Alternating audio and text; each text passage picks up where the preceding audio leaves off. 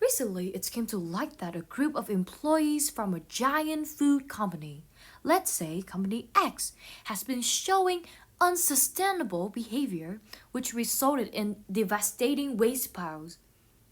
More importantly, this company has been promoting itself as a pioneer in the development of sustainable processes and sustainable products that are made from waste.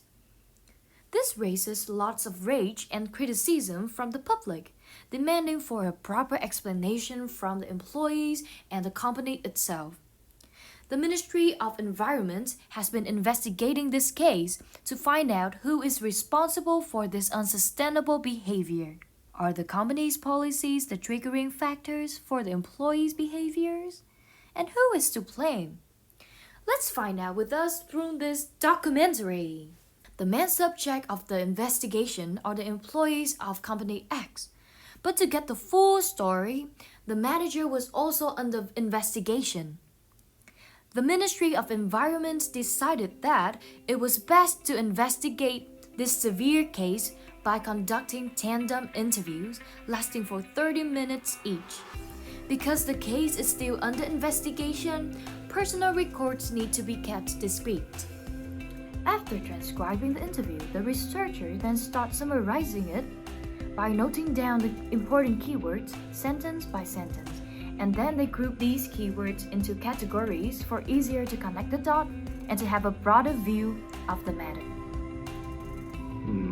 In my opinion, we should really look at the codes from the first interview as well, and that way we can take parts of the second interview and combine them with the codes of the first interview, so we don't get too many codes, Yeah, because I think a lot of these codes from the first interview, I've seen similar things talking in the second interview too. So Exactly. we can use the same codes, yes. Yeah, exactly. And how would you code this part about how long she's been at the company for? Maybe we can not code it, but just think we can take all of those together and do some kind of statistic in our paper. So Sounds like a very good idea. yeah, maybe do statistics, how long the employees have been working, and maybe if there's a relation between how long they've been working and how they feel about sustainability or how involved they are in the company. Yeah, exactly. Also something noticeable was that in both interviews they talk about consciousness. The first interview he talks about that he's very conscious about his actions and about the footprint that he leaves on the environment. And in the second interview, the interviewee talks about the importance of spreading the word and about making people conscious about sustainability. I think we can make...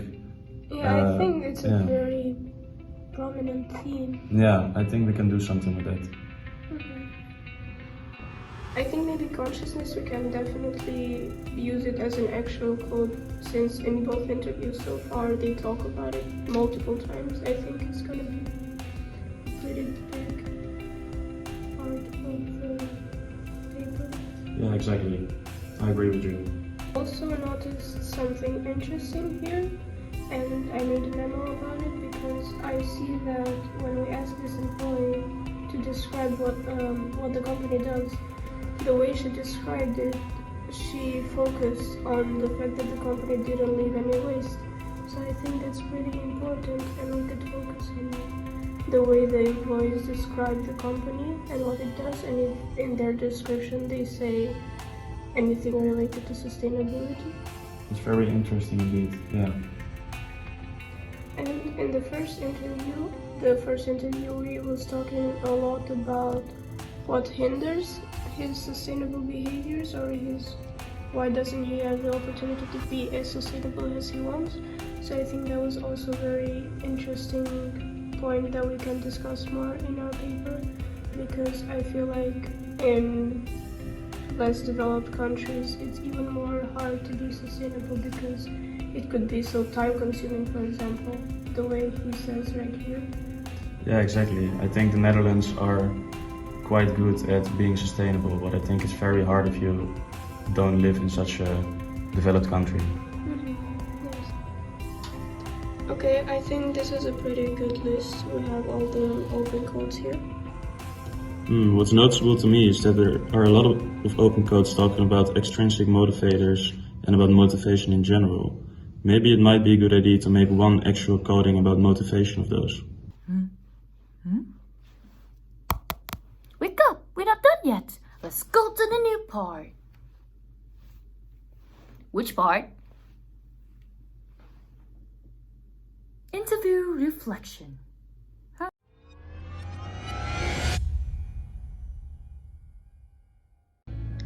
Do you think you gained the interviewer's trust, and do you think that you got truthful information from them? We think that we made sure to gain employees' trust by letting them know that all of the answers are going to be anonymous and there wouldn't be any negative consequences for them personally. We also try to create a bond with the interviewees by talking to them before the interviews already and by treating them as equals. I think that this really helped a lot in getting truthful answers from them. And in my opinion, we now know everything we wanted to know about their sustainability. Currently, the Ministry of Environment is also working on research about how employees' green behavior gets affected by the sustainability policies of the company. This investigation has some interesting insights that align with the predictions of the research proposal, that there are various factors from the company that affects the employees' green behavior, including the company's missions and values, waste separation, recruitment process, and so on. What's interesting though is that besides the company's impact, employees' behavior also depends on external factors such as the availabilities of green products and their prices. However, employees barely gave explicit answers on the company's policies, which is one of the research limitations. This might be due to employees' vague understanding of the policies, their reluctance to describe, or it may come from the question's lack of clarity. Since the company under investigation is not from an English-speaking country, interviewers need to have questions with a clearer structure with more common words to ensure there's no miscommunication.